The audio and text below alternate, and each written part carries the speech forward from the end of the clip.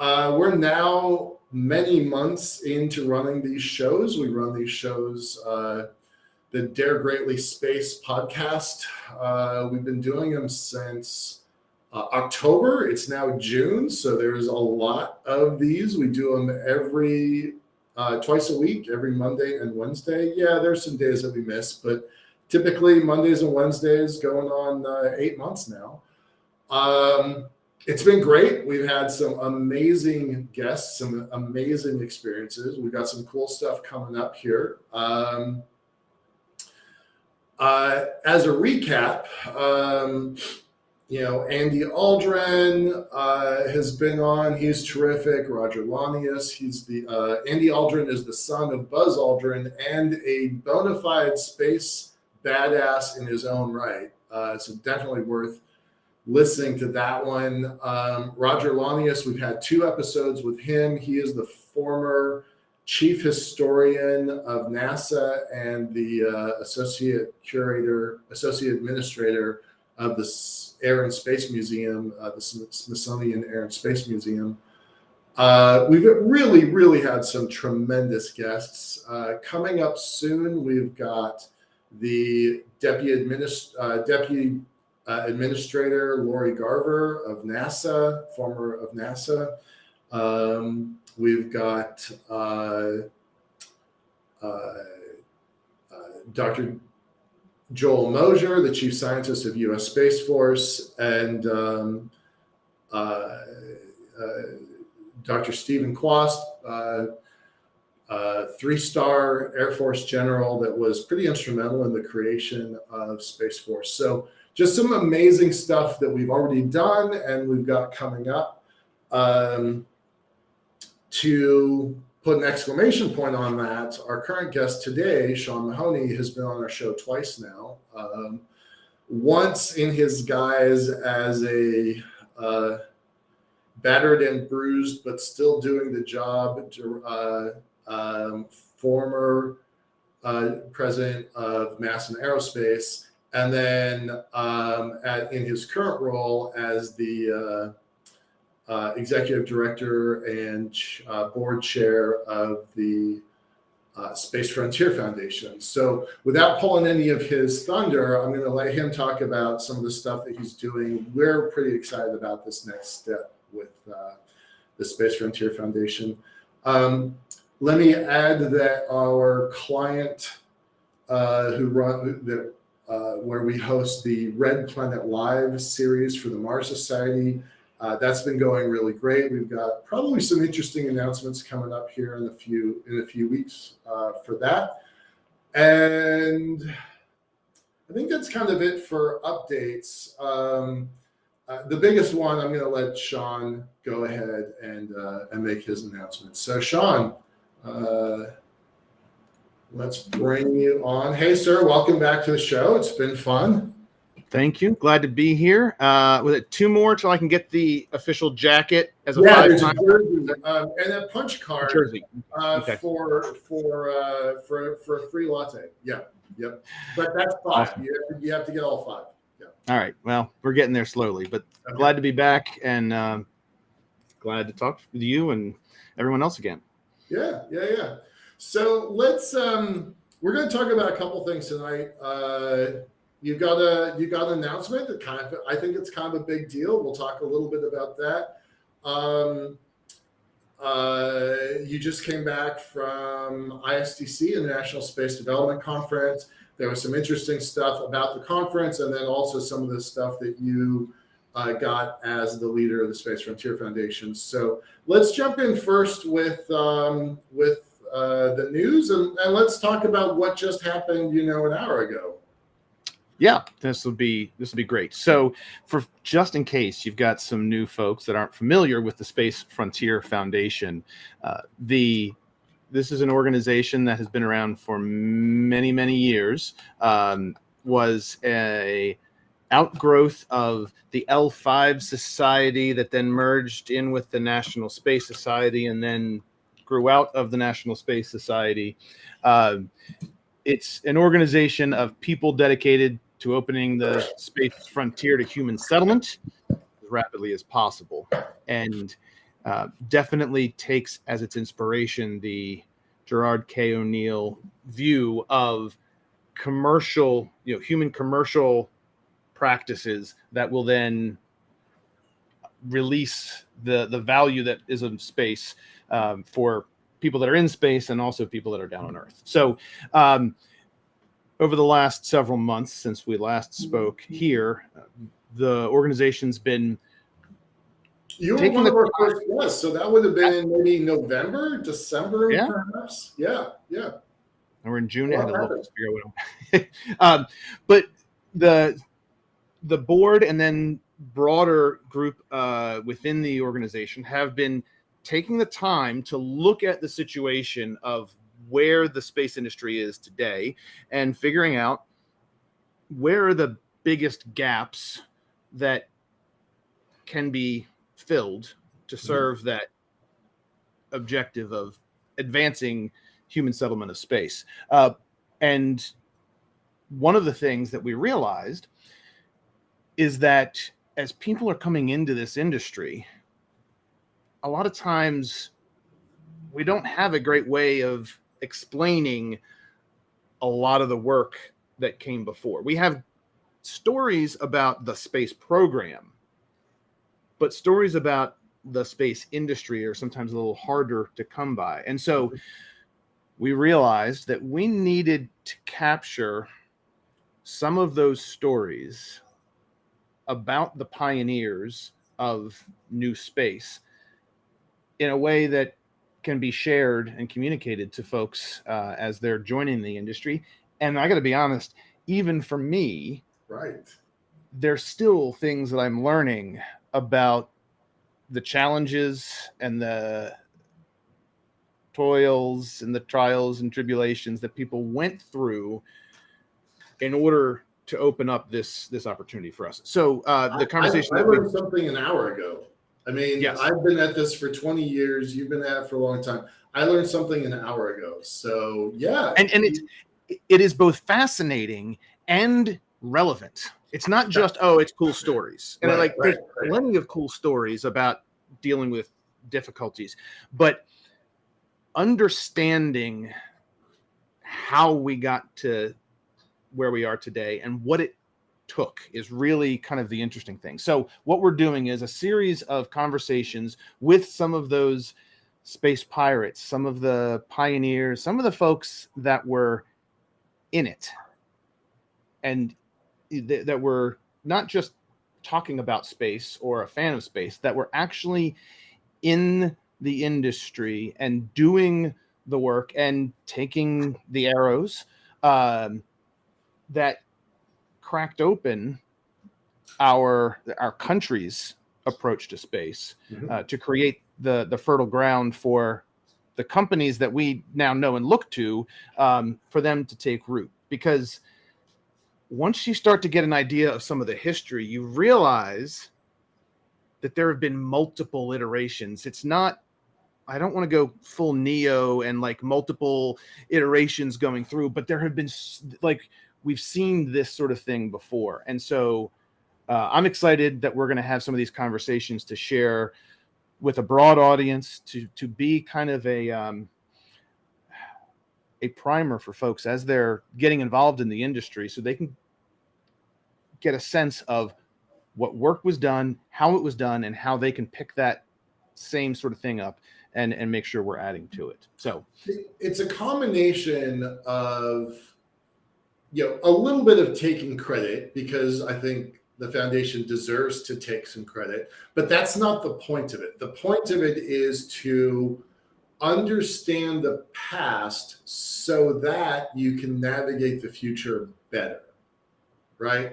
It's not just sitting around the campfire singing Kumbaya and rehashing the good old days, because they weren't that good for some of us, right? They were hard, they were difficult, they were painful. Our guest a moment ago, and we'll describe that in a second. I know we're kind of burying the lead there. Our guest a moment ago got literal death threats, right? So, these are real people who no joke, hyperbole aside, we're the ones who were in the room, making the deals, getting, some backstabbed experiences. And we wouldn't be here in this, robust beginnings of what, the new space frontier is that we're all kind of, we all kind of have come to take for granted that SpaceX and Blue and Relativity and Astra and all of the other companies that are doing great work, literally dozens of rocketry companies, hundreds of satellite companies, we all kind of take that for granted, but that was not possible in 1988 when the Space Frontier Foundation started. It was not possible, and I don't use the word impossible lightly.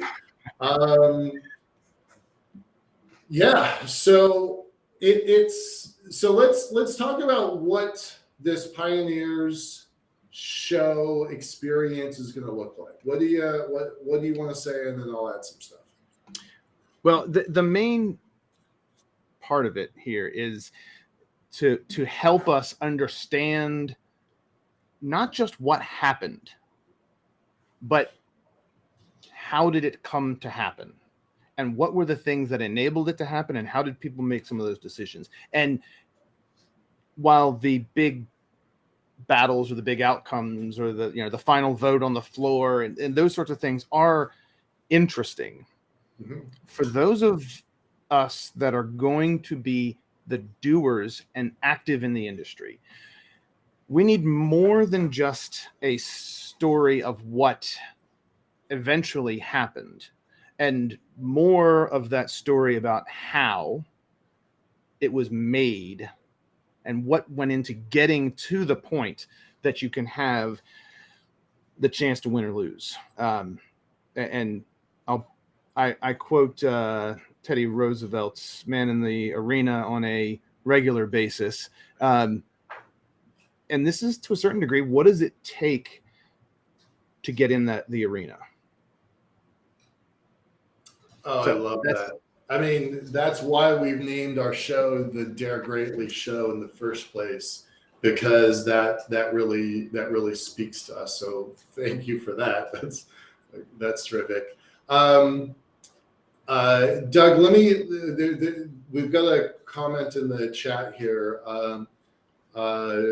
Dr. Plata is asking, to what extent can the early Space Frontier Foundation pioneers take credit for SpaceX and Blue Origin? Would those guys have done what they did if SFF hadn't existed? Sean, I'm going to let you answer in your way. I'm going to answer also. I am not a 1988 pioneer. I was in the U.S. Marine Corps. I was 21 years old in 1988. I was not looking at space. So this is the 35th anniversary of the Space Frontier Foundation.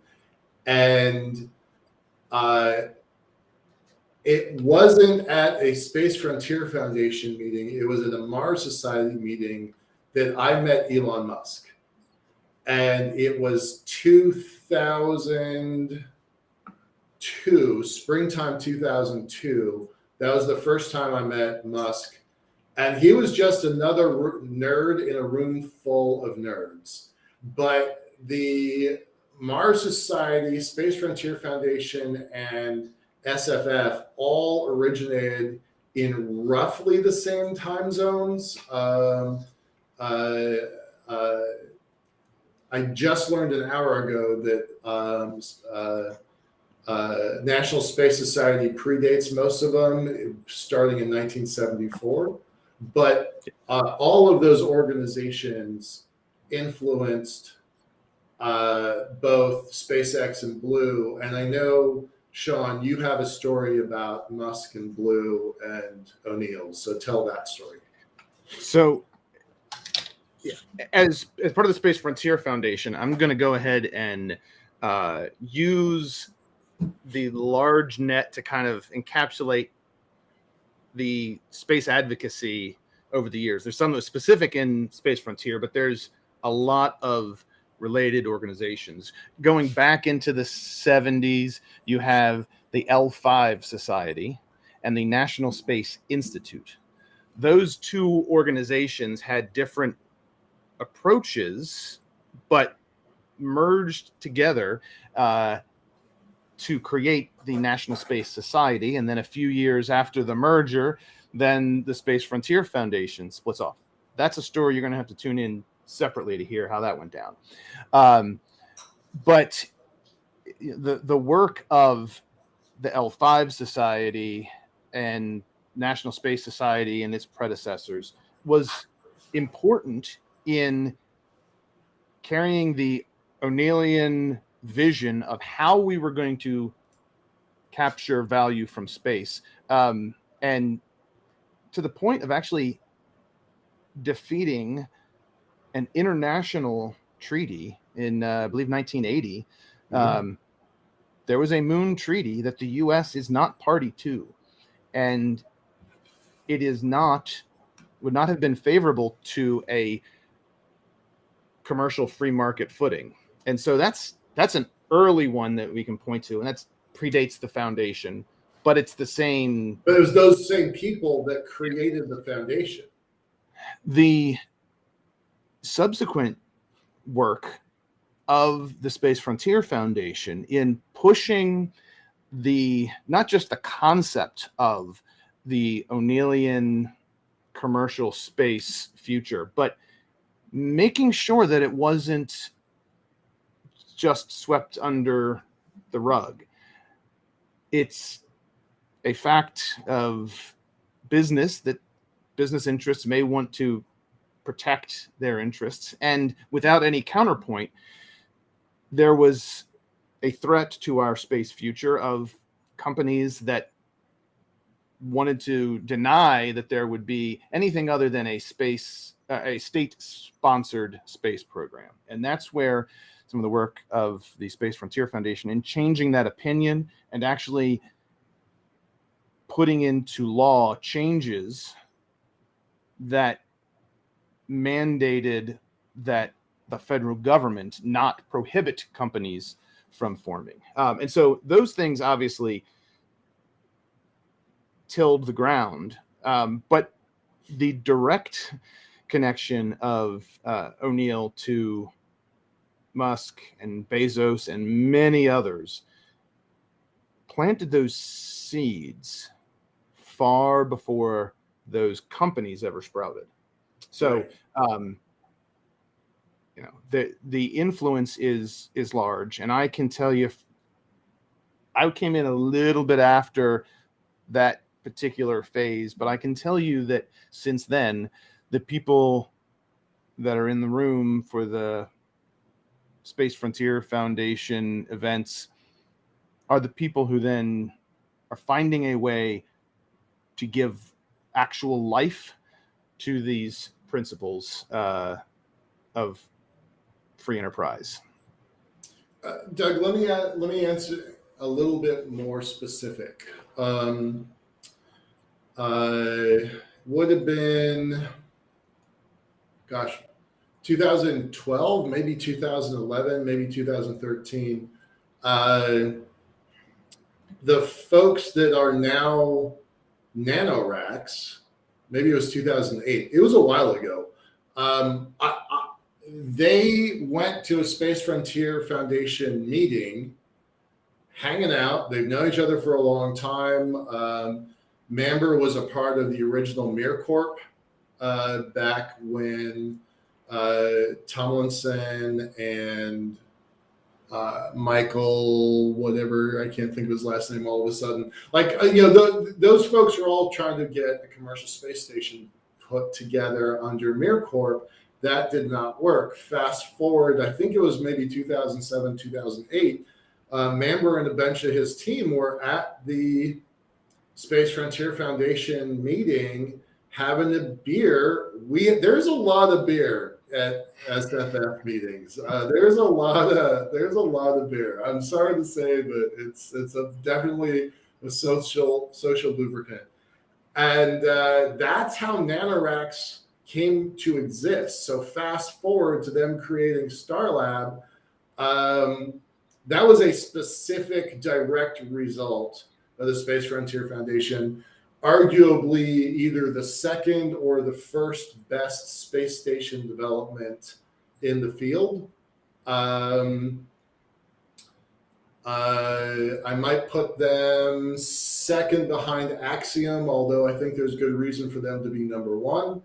And I would say maybe Gravitics is a close third, and there's a couple others. But we can all point to companies that sprang up out of the existence of Space Frontier Foundation. So as a longtime advocate, I'm a fan, but there's been real world results, demonstratable results. Which would be a great reason to tune in and hear some of the people that were doing these things provide that context of what they thought needed to happen and how they decided to go about making it. So very specifically, the show that we're building, Liftport's really happy, DareGreatly, and our media brand, Better Futures, is building a program, a series for the Space Frontier Foundation. It's going to be 10 episodes. They're short. They're not this long rambly thing like we do here. They're short. They're going to get cut down to just 15 minutes, but it's going to be 15 minutes of solid gold. So 10 episodes of 15 minutes each. Our source material is an hour-long conversation with the people who were there in the room, the ones that gave congressional testimony, the ones that wrote up op-ed pieces, the ones that got in trouble and got fired for their positions that they took. So we're interviewing between 12 and 15 people. We're going to have a lot of different topics. I'm not going to do the spoiler on telling you what the topics are just yet. But these are people that were in the room doing it. And anybody who's watched our show knows we look at the policy, that intersection of space policy, space infrastructure, and space finance. So that's what the show is going to be about. Internally, we've been referring to it as the Pioneers episodes. I don't know that that's what's going to be the final result, the final name or tag. That hasn't been decided, but it's really resonated with us and our team. And what we're going to do is we'll release the final version towards the end of summer, middle summer, something like that. We've got some pretty hard deadlines that are going to be difficult for us to reach, but we've got some hard deadlines. And we are going to air the raw programs in their unedited version straight, and we're going to start releasing those starting Tuesdays. So our show, DareGreatly Space, is Monday and Wednesday, and then in the middle, we're going to have the combination of the client, Red Planet Live and Mars Society, and Space Frontier Foundation's Pioneers program. So that's going to be running on Tuesdays. Those will all be the Pioneers ones will all be pre-recorded. Red Planet Live will still be live. So that's what's coming up over the next couple months. So that should be pretty fun. I'm really excited about it. And Sean, what would you say some goals would be for doing this? Right? We're not doing this to do navel gazing. Like you, in your role as the president, you in your role as the executive director, you want to get something out of this. What are you trying to get to?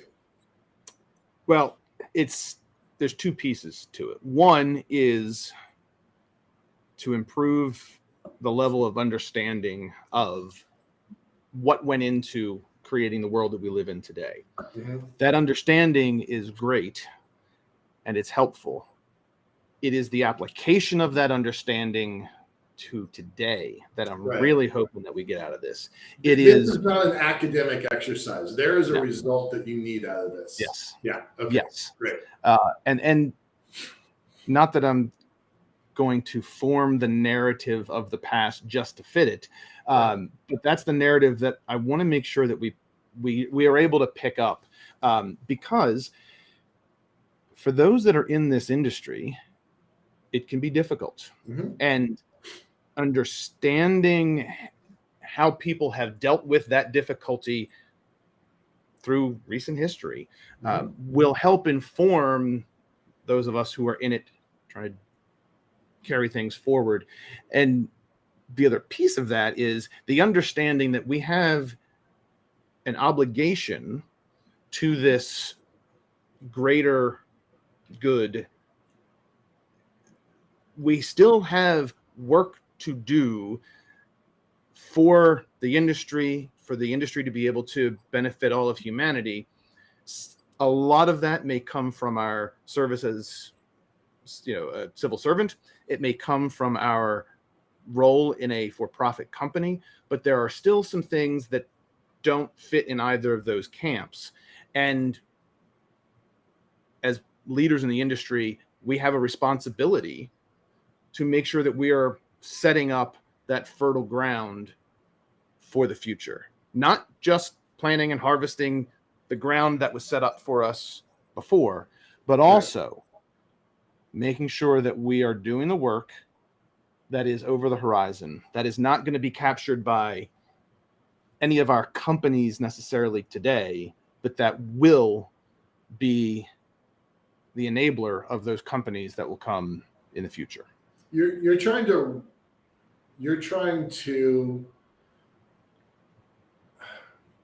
so some people have argued that the Space Frontier Foundation has done its job and move on to the next, people are like, look, you guys were the commercial champions, checkbox, we've got commercial, right? What do we need the Space Frontier Foundation for anymore? So what you're really saying is, what is the raison d'etre of the Space Frontier Foundation going forward? Yeah, and to those who said the Space Frontier Foundation was about commercial space industry, and I'll take some responsibility for not framing that as a critical step towards this objective rather than the objective itself. And that's where, and I'll be honest with you, there's a lot of people that have come into the industry that had that perception that it was, all right, we're here to foster commercial space. It was commercial space in service to opening the frontier. And so success in that piece, making sure that it's been able to kind of catch. And there's other people, other stakeholders that are better suited to facilitating all of the needs of commercial space companies. Now, since we have not yet reached a point where human space settlement exists, we still have work to do.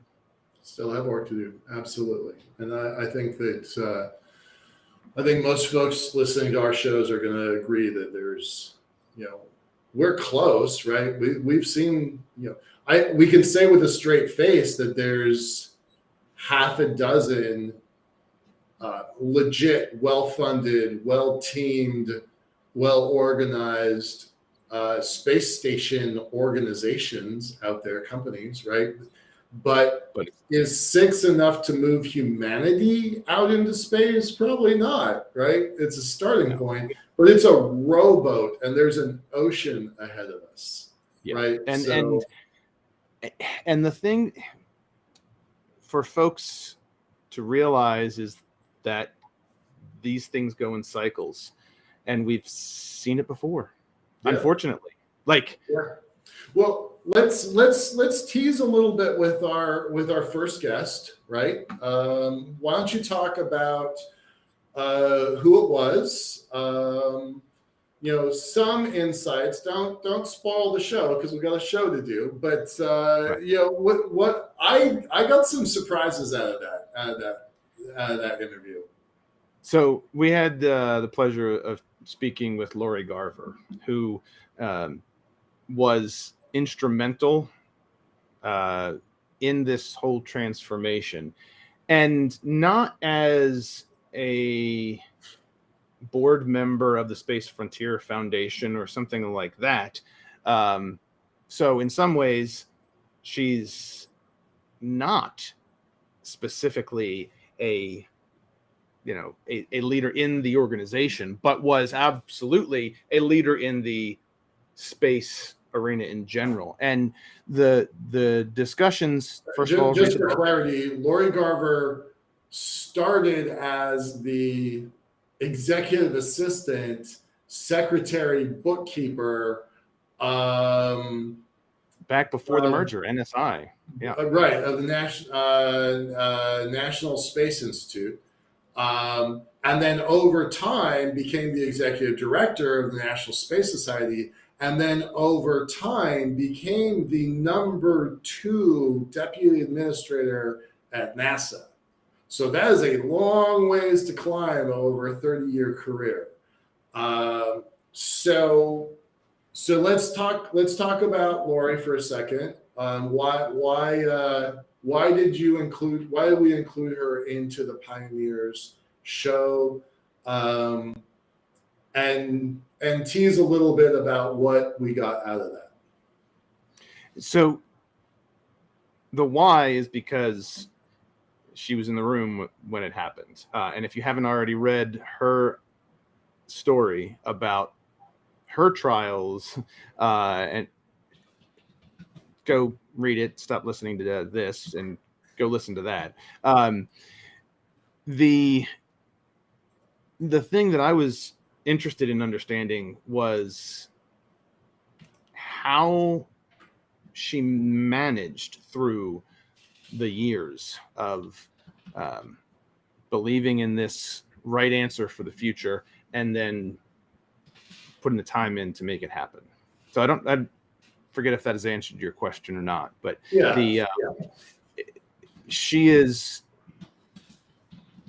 one of the key pieces, and she benefited from the community support that the foundation was able to offer. Mm-hmm. Yeah. I just posted the link to her book, Lori Garver, Escaping Gravity. Dr. Plata again, Doug is asking, would Sean be willing to predict when the very first off-Earth settlers will settle down and where? I'm going to, so when and where? Nope. Big chicken. No, it has nothing to do with chicken. It has to do with, it wouldn't matter. Point estimates are for suckers, because there is no way to know that. There is certainly factors that can affect it, and I could give you, an over under. We could get into a betting game, but I'm going to go to an analogy that might answer why I'm not going to answer that question. A lot of times we think of companies like the factory, where you have a building with machines and people that come in and they turn a crank and you have a reliable product that comes out. And that is not the way startups are. And frankly, it's not the way a lot of businesses are. The better analogy is the farmer who has skills and knows there's a lot of things that need to get done. But you don't know what you're doing today until you get up and see what the weather is. And it doesn't matter what the weather prediction is. It matters what the weather is. And so whether your crop is going to be brought in on the 15th or the 28th, it doesn't necessarily matter. And the weather is outside your control. So sometimes it's not going to come in when you expect it to. So that's my big explanation for why I'm not going to give you a specific.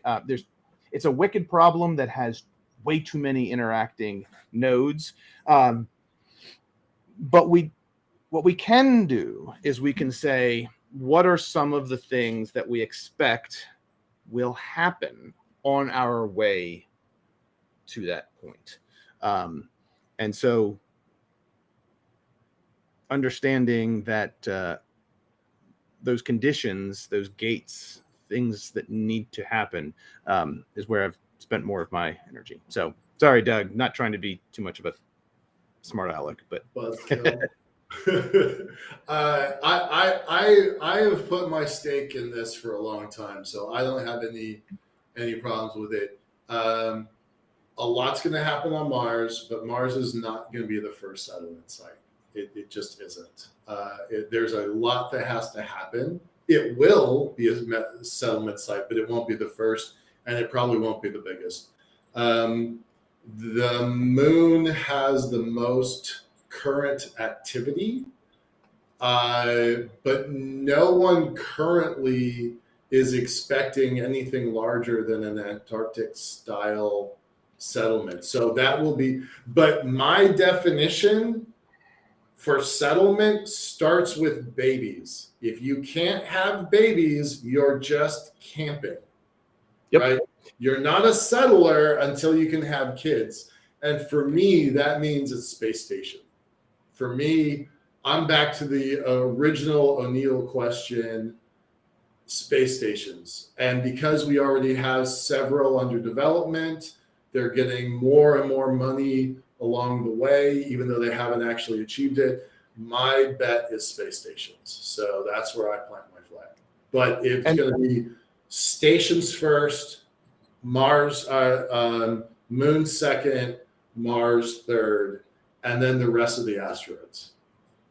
That's with my stake. Yeah. And the thing that we need before there are babies, you're right. Yep. We need real economic value that can only be produced in space. Yep. And we don't have it yet.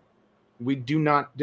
I understand there's phenomenal things that we've done, and Tang and Velcro and space telescopes and all the rest of that. We are not yet. There are some things that create value from space. Communication and observation is where that is right now. When we get to something that is manufactured and only able to be manufactured in, or only economically manufactured in space, that is not for the space industry. Right. Then we will have the economic engine that will drive us to want to have space stations and more permanent settlements. And then eventually people will say, hey, instead of flying back and forth, how about I just drop roots here? Yeah. Yeah. So I hate to say it, but I think it's a long ways away. I think we're going to do a lot of camping before we have settlement. But I don't think it's 50 years. I think it's 15, right? And I feel somewhat. There's going to be a kid born in space before 15 years though. I am 100% sure that the first kid, even if they are a science experiment, the first kid in space will happen before 15. It will be the ultimate national pride element, and it might be a citizen of the Principality of Luxembourg. It might be a royal prince from United Arab Emirates. It's probably not going to be an American. It's probably not going to be a European, although it's going to be a European company that probably makes it happen. So that's me with my crystal ball. All right, we've only got 20 minutes. This has been a super fast 40 minutes here. So we've got some other topics. What do you want to talk about ISTC, and what did you learn both as a fan and a nerd, and then what did you get as a pro in your role? So one of the things that I've been doing, along with board and other members, other advocates, is this process of not just, hey, this is an important tactical thing to do, but making sure we're taking the time to step back, look at what does the landscape look like, and not just say, oh well, such and such an organization doesn't know what they're doing, or like let's actually test some of our assumptions. And so part of that process has been soliciting input from advocates and other thought leaders.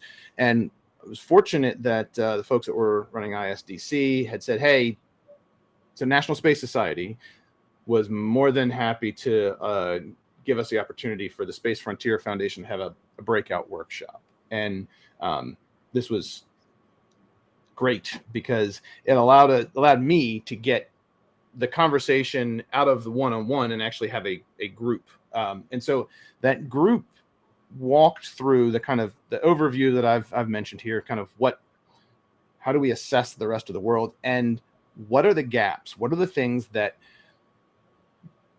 the future of space, that advancing human settlement of space, what are the things that might be opportunities and threats? What are those things that are kind of over the horizon? And out of it, we came up with, there were 4 different items that kind of bubbled up as meeting the criteria of good to do, someone else is not doing it, and the foundation may be well suited to address. And the first one came a little bit more out of avoidance of a problem, but public acceptance of space settlement was one of the things that we had come up as a concern, as some pundits may want to, complain about billionaires in space or misrepresent what is actually going on in the public discourse. And to a certain degree, companies don't really have the interest in picking a fight with internet trolls, and no one in the government, either civil servant or elected, is going to want to poke that sort of thing. So one of the things that we believe should be done, and we may be able to make a serious contribution towards, is providing better information and better persuasive arguments about the benefits of space, not about how cool space is. Right. There's plenty of space is cool. What the connection of how space is actually helping improve the human condition is one of those things. Right. The Billionaire Boys Club, and by the way, I did some research a couple of years ago. I counted 19 billionaire boys and 1 woman.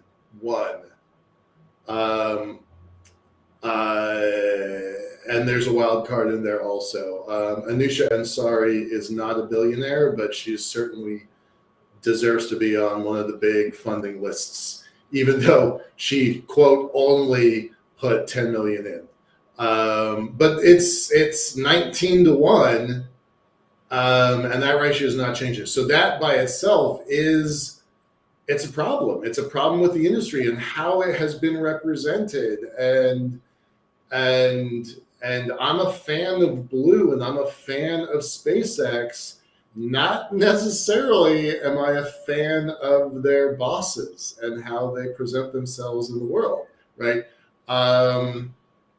So you have this public perception, and then we always, for the last 20 years that I've been in this game, almost 25 years, if we can't afford, another school, why are we building a space shuttle, right? If we can't afford, why can't we solve problems on the ground before we go to space? Well, we can't solve all the problems on the ground, and I know all the answers, but we in the industry are terrible at telling our story, right? We're so bad at it. So, all right, so that was one of the things. That was one of the takeaways. That's one for an audience that is kind of external to the industry. Right. The second external audience is exporting the value that space can provide to other industries. And so what this piece would look like is training and having advocates, members of the Space Frontier Foundation, actively seeking out speaking opportunities at other industry groups, whether it's local organizations all the way up to national conferences. Mm-hmm. Not to say, do you remember how cool space was when you were a kid? Well, it's still cool, come work here. But rather to say, there are benefits that space can provide that you are missing. Right. And so come learn how, space is not like it was in the 60s. And there is still an awful lot of people that are thrilled about space, but as soon as they go to work, that's something that's cool, but not real in terms of part of my business. And so it's my objective that every company would have at least 15 minutes of what's going on in space as part of their strategic quarterly meeting. Just as you would have for, hey, what are the developments in the internet 20 years ago? Right. If you're not thinking about it, then you're not going to be able to act when those things are available. So that's kind of those are the two kind of outside audiences. One is a general audience and the other is focused at different industry verticals. On the inside, it's two pieces. It's the incoming folks that are coming into the industry. And as people are joining this burgeoning industry, what sort of welcome is being provided now by the industry, right? Companies have their welcome kit, but there is something to be said for connecting people as they come into the industry workforce, that they are not just part of a company, but they're part of an industry, part of a community. And so that's one part of the audience. And to a certain degree, that Pioneers podcast is speaking to kind of be part of the welcome kit. And then the other part of that is for those that are in the industry, for the leaders, for the doers, for the people that are in it and need from time to time a home, a place to go to where people are familiar with the challenges that you're encountering. Because the Space Frontier Foundation for me was home. Yep. I have phenomenal friends in other industries, and occasionally we'll have conversations where they'll be, oh, did you think of that? Great. But when push comes to shove, and I want someone who knows the sorts of things that I was grappling with, having that community is really important. So that fourth audience there is the doers, and this is about elevating our level of performance, elevating how we as the people that are working in this industry get better. Because we cannot just say, oh, well, we're here, we're now doing it, I'm now working at a company. No, that's just the ante. We need to do more. We need to do better. We need to support those that are coming along. And as an industry, we need to be improving ourselves and how we lead the industry. So those are the four things that kind of had come out of the conversation. And they're not necessarily brand new themes, but it was interesting to hear each of those identified as we were talking about what are the things that can help move us forward or slow our progress. Each of those four came up. So now I'm charting this in and trying to answer the question. The next piece is, as we have these different candidates of how we will focus our energy, is it a sustainable model? And do we have a sustainable funding model that will match it? Because just because there's a work that needs to be done, right, doesn't mean you can afford to do it. Got the case that closes. Right. And one of the other things we've been trying to make sure that we're doing is we're pulling best practices for nonprofit management and implementing that. And that sounds terribly boring, but that's how an organization can be successful. Right. And it's for the Space Frontier Foundation. This is our next step. In order for us to have the sort of impact that we want to have to advance human settlement in space, this is the thing we need to do. It's a 35-year-old organization that has had a, let's say, bumpy and colorful existence. Successful, no question. It has influenced some pretty important elements, but now it's time to grow up a little bit and kind of take that necessary next step. And I think it's great. I think it's candidly, it's overdue. As an advocate myself, I've wondered what the next step was. So I think it's great that y'all are doing that and have that also, that economic focus, because this show is about the money of space, and every bit of it matters. And the idea that nonprofit means don't make money, it doesn't work. No. And that I am much broader than I am deep. And so there's a lot of the space industry that I still don't know. But as a counterpoint, I spend time in other industries, and the trap of nonprofits trying to get by with a skinny budget and a bunch of volunteers is a trap that many nonprofits, not just in the space world, but all over, fall into, because it makes such perfect sense and it avoids the having to ask people for money. Right. And so great, let's just do that. The difficulty is you then wind up repeating the exact same lessons with new volunteers over and over and over again. Right. So let's escape that cycle. Okay, that's good. So ISTC, International Space Development Conference, National Space Society, they hosted each year. What were some of the takeaways, that you personally experienced? I for those who haven't gone, I refer to, and I've heard that somebody else came up with this phrase, but I really appreciated it and kept it. Somebody else said it was the family reunion of space. And for me, it's the only place in the industry where grandmothers can bring their granddaughters and be excited about this thing we call space, right? And so, yes, that's definitely a component. And there's a family, junior high, high school, even middle school component to it. And that's really important. I'm not taking anything away from that. I love that.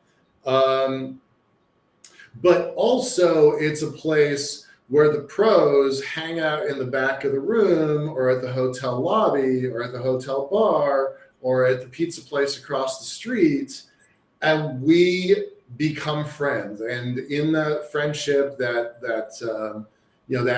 ad hoc informal network starts to form, and in those relationships, companies and policies and movements are born. So I'm a big fan of the National Space Society. I've been I used to go absolutely every year. It's been about 3 years since I've gone.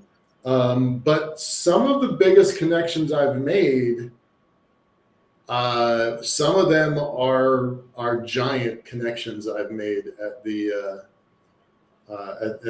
National Space Society, including the guest we were just talking about, the deputy administrator of NASA. So yeah, I'm a big fan. So you go there, from a professional perspective. What's it like for you? What was it like this year? I think this is the first one they've had in person for several years because of the pandemic. Yeah, and this was the first time that I've attended, as far as I rightly recall. And the first impression was, wow, there are an awful lot. That's interesting coming from Maston, because Carmack was a regular. He was a regular. Yep. John Carmack was a regular at ISDC. That's when I first encountered him. I assumed you had gone before.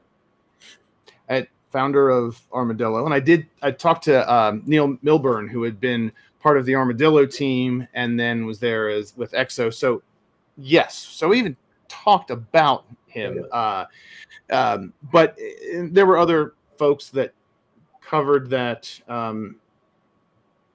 conference, and it just was not one of the ones that was the one that I had to be at in my Maston role.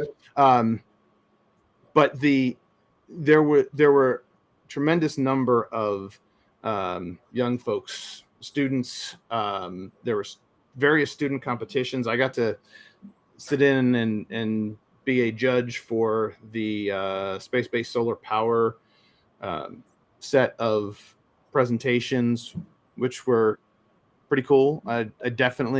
I picked some things up from listening to those student presentations, and I think I was actually also able to offer a few suggestions for them as they move forward. So it was a lot of folks, and so there was both the younger folks, but then there's also, and maybe just because I know I've come to know who some of the people are, I can know looking around, there are people in the room or at that conference that have many, many, many decades of experience and have already lived through so many of these things. So a great wide swath of folks. I heard a presentation about why the FCC should be the home of the one-stop shop for novel space. At first, I was like, I'm not sure I'm going to agree with this, but then there were some really good points that were made. Yeah. So it was interesting to me because there was a lot of people that are partially involved in the industry, perhaps, that were bringing perspectives that were new. So it wasn't the tactical down in the weeds. How do we go ahead and get this policy pushed forward? It was, hey, here's policy. Here's an outside perspective or a quasi outside perspective about how to move us forward in our national space policy. And the National Space Society is also kind of bought in to the O'Neillian version of the future. Well, I'll tell you, I'm going to tell you a quick story. This would have been maybe 2009, 2010. My company at that point had closed, right? Liftport had closed at that point. And I'm not in the speaking circuit the way I used to be. But I was invited to ISCC, so I went. And I'm giving this lecture about the space elevator. And I just moved away from the Earth elevator and focusing on the lunar elevator at the time. So it's relatively new for me. And I describe how it works and I describe why. And one of the things is to build out space-based solar power, because I think that's one of the drivers that's going to drive the industry of space. and using lunar resources to build that system. So that's the context, right? And then my presentation is over and I'm getting off stage. And the way I always operate is whoever is the youngest person in the audience, that's the person I answer the question first, right? So lots of kids there. And then as I answer more questions, I start talking to older and older people. There's this one gray-haired old man, kind of crumpled down, long silver hair, short, and there's a whole community of Indians. This year, there were like hundreds of Indian kids that had flown over for this event, right? It was really cool. So I'm like, okay, answering. And this old guy, he knows what I'm doing. He can see, this kid, right? And he's being super patient. And me, I'm thinking, professor, maybe a supervisor for the kid, a chaperone for all the kids, maybe a high school teacher, but he's kind of older, so I'm thinking professor. So he's being patient as I'm answering these younger kids and progressively older. Yeah, he was the president of India. He was President Kalam. And I made him wait almost 10, 15 minutes. And he was, nodding and eye contact and curious and listening to all of my answers. I had absolutely no idea who he was. I answered his question. He was really interested in space-based solar power. At that point, he was retired and he was the administrator of NASA's, India's equivalent of NASA, OSSI, I forget what it's called. Anyway, so he's the president, he's the director of the Indian equivalent of NASA. And I made him wait like 10, 15 minutes before I answered his question, shook his hand and walked away. And people were like, oh my God, what was that like? I'm like, what do you mean, what was it like? I had no idea. And I never saw him again. I never had a chance to go up and talk to him after that. So that was my one shot. So that's what ISDC to me is. Never know. You never know, right? You never know. All right. Hey, Sean, with that, we're going to close up. It's been a very fast hour. I really appreciate both you being on the show, first time, second time, third time, that has led to a professional relationship with the Space Frontier Foundation and the new show, the Pioneers program. It's going to be great. So thanks a lot. We're really looking forward to how this plays out. My pleasure. All right. Thanks, sir. Appreciate it. Bye-bye.